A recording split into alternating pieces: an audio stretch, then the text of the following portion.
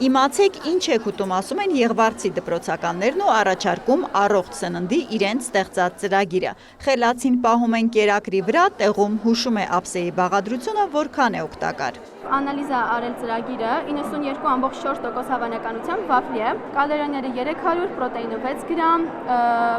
ճարպերը 12 և կարպերը 40։ Բջջայինից, արհեստական բանականությունից աշակերտներին սովորաբար հետ պահող ուսուցիչները այս միջոցառմանը հպարտանում են երեխաների տեխնոլոգիական գիտելիքներով։ Գավառցի աշակերտներն օրինակ համայնքի հայտնի մարդկանց մասին պատմող հին պլակատները դպրոցում փոխարինել են QR-ի պատով։ Պատը չենք կարող թե իհարկե ֆիզիկապես բերել այստեղ, դրա համար մեր ծառն ենք բերել, որտեղ որ QR կոդերն են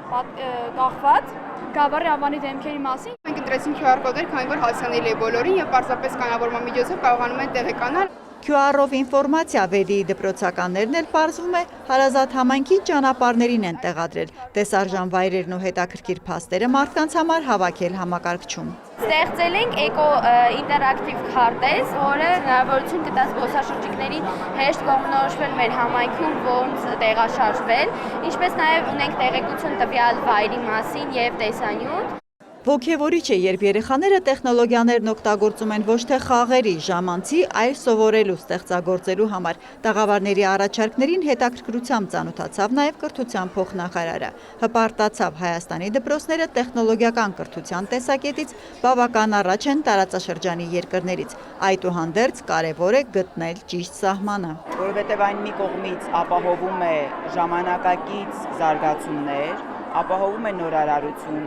խթանում է սովորողների ստեղծագործական միտքը նոր պրոդուկտներ ստեղծելու, նոր գաղափարներ գեներացնելու տեսակետից, բայց մյուս կողմից բոլորս գիտենք, բազմաթիվ հետազոտություններ կան, որ տեխնոլոգիաները կարող են բացասաբար անդրադառնալ երեխաների առողջության, սովորելու մոտիվացիայի եւ այլ հարցերի վրա։ Կրթությունում տեխնոլոգիաների ներդրման նուրբ այս թեման էր նախարարությունն ընտրել ուսումնական տարվա ամփոփիչ համաժողովի համար։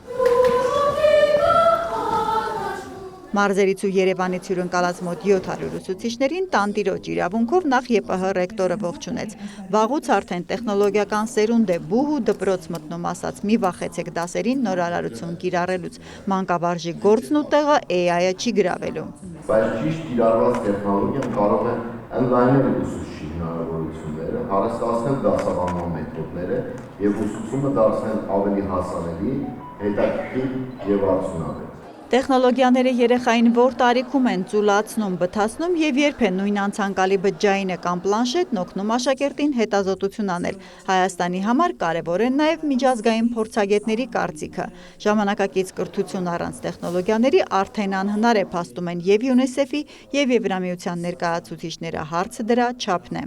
Պետք է այնպես անել, որ տեխնոլոգիաները կրթությունում շատ ավելի մեծ օգուտ տան, քան դրա վնասները կարող են լինել։ Բանավեճ էր, թե կրթությունում ինչ մակարդակի դեր է հնարավոր վերապահել տեխնոլոգիաներին կան աշխարհի շատ երկրներում։ Անհրաժեշտ է գտնել ճիշտ սահմանը, որովհետև առանց դրա այլևս անհնար է։